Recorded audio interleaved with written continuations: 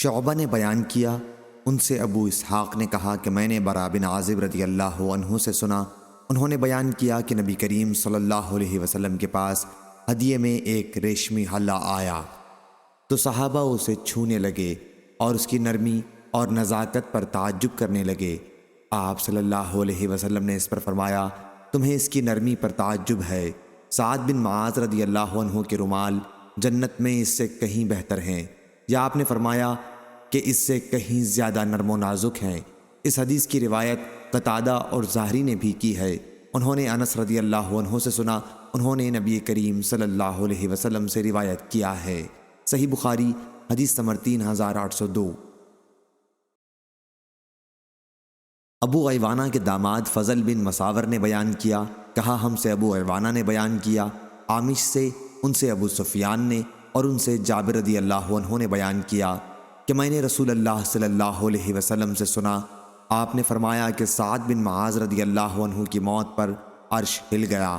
اور عامش سے روایت ہے، ان سے ابو صالح نے بیان کیا، اور ان سے جابر رضی اللہ عنہ نے نبی کریم صلی اللہ علیہ وسلم سے اسی طرح روایت کیا۔ ایک صاحب نے جابر رضی اللہ عنہ سے کہا کہ برا رضی اللہ عنہ تو اس طرح بیان کرتے ہیں کہ چارپائی جس پر معاذ رضی اللہ عنہ کی نعش رکھی ہوئی تھی ہل گئی تھی۔ حضرت جابر رضی اللہ عنہ نے کہا، ان دونوں قبیلوں اوس و خزرج کے درمیان زمانہ جاہلیت میں دشمنی تھی۔ میں نے خود نبی کریم صلی اللہ علیہ وسلم کو یہ فرماتے سنا ہے کہ سعد بن معاذ رضی اللہ عنہ کی موت پر عرش رحمان ہل گیا تھا۔ صحیح بخاری حدیث نمبر 3803۔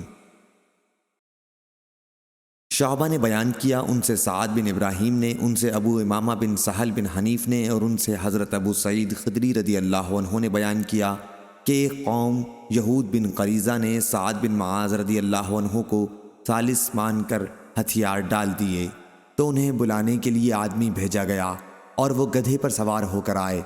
جب اس جگہ کے قریب پہنچے جسے نبی کریم صلی اللہ علیہ وسلم نے ایام جنگ میں نماز پڑھنے کے لیے منتخب کیا ہوا تھا، تو آن حضرت صلی اللہ علیہ وسلم نے صحابہ سے فرمایا کہ اپنے سب سے بہتر شخص کے لیے، یا آپ نے یہ فرمایا اپنے سردار کو لینے کے لیے کھڑے ہو جاؤ۔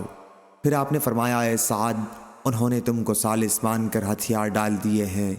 حضرت سعد رضی اللہ عنہ نے کہا، پھر میرا فیصلہ یہ ہے کہ ان کے جو لوگ جنگ کرنے والے ہیں انہیں ختم کر دیا جائے، اور ان کی عورتوں بچوں کو جنگی قیدی بنا لیا جائے۔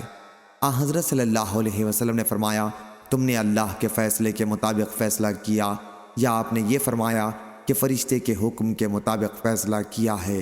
صحیح بخاری حدیث نمبر 3804۔